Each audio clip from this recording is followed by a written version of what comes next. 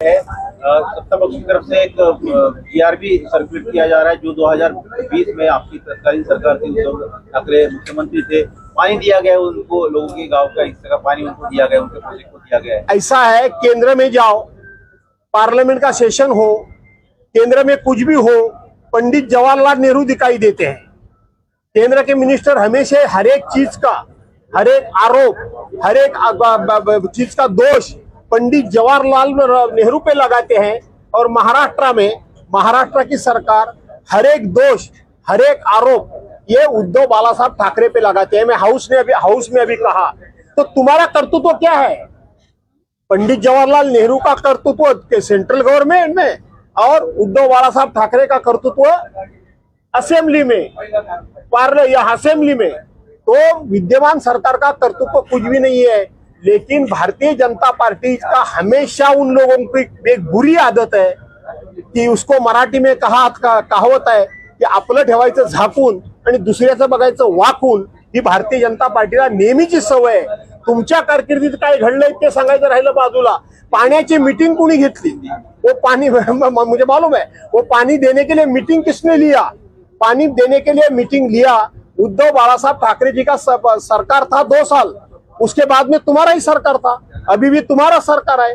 इतनी बड़ी घटना घटने के बाद भी तुमने वो पानी क्यों नहीं बंद किया? तुम्हें क्यों नहीं रोका? मतलब तुम भी उसमें बड़े ज्यादा करके साथीदार वही सत्ताधारी पार्टी के लोग ही है। मराठी अशोक खरात हा विषय खूप मोठ्या प्रमाणामध्ये गाजलेला आहे। अशोक खरात या प्रकरणामध्ये केवळ राजकारणातले पुढारी आहेत असं नाही, सत्ताधारी पक्षातले फक्त लोक आहेत अशातला भाग नाही, जे राजकारणाशी संबंधित नाहीत ते सुद्धा लोक आहेत। आणि मोठमोठे उच्च पदस्थ लोक, मग ते पोलीस असतील, IPS अधिकारी असतील, IAS अधिकारी असतील, अशा त्या ठिकाणी प्रत्यक्षपणे कर्तव्य बजावत असलेले उच्च पदस्थ अधिकारी असतील, हे सगळे अधिकारी त्याच्यामध्ये गुंतलेले आहेत। वेगवेगळ्या संस्थांमध्ये सगळे म्हणजे त्यातले बरेचसे अधिकारी, वेगवेगळ्या संस्थांचे लोक सुद्धा त्याच्यामध्ये गुंतलेले आहेत। आणि आम्हाला भीती अशी वाटते की सरकार नेहमीप्रमाणे यांना पाठीशी घालतंय की काय अशी भीती वाटते। राजकीय पुढाऱ्यांचा असं आहे, फक्त राजकीय पुढारीच का वाटतात तुम्हाला? मी पुन्हा पुन्हा सांगतो, पत्रकार पण आहेत त्याच्यामध्ये, अधिकारी पण आहेत त्याच्यामध्ये, वेगवेगळ्या संस्थांचे लोक पण आहेत त्याच्यामध्ये। याचा अर्थ अधिकाऱ्यांना सूट आहे अशातला भाग नाही किंवा पुढाऱ्यांना सूट आहे अशातला भाग नाही, पण पुढाऱ्यांना सुद्धा का अशा दलिद्री आणि अशा गोष्टी सुचतात मला कळत नाही की आपण महाराष्ट्रामध्ये शिवाजी महाराजांचे औषध म्हणून सांगायचं, आपण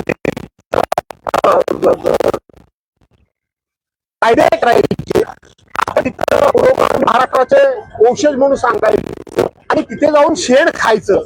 हे कशा करता शेण खातात तेच काय मला कळत नाही। मोठमोठे पुढारी सुद्धा गुंतलेली गोष्ट।